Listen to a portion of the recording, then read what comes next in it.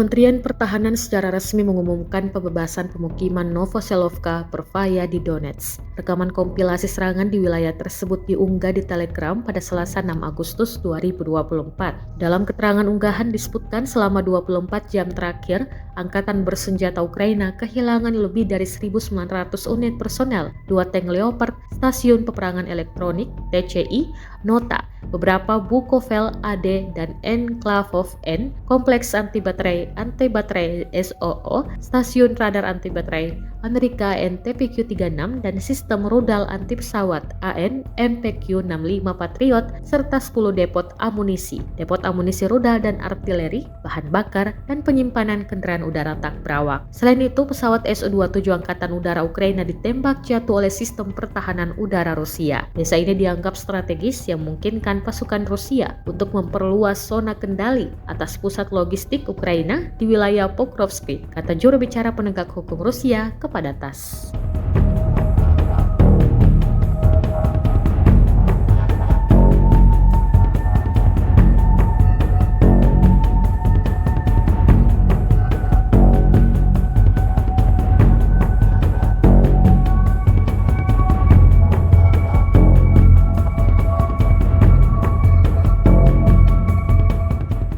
Download Tribun X sekarang, menghadirkan lokal menjadi Indonesia.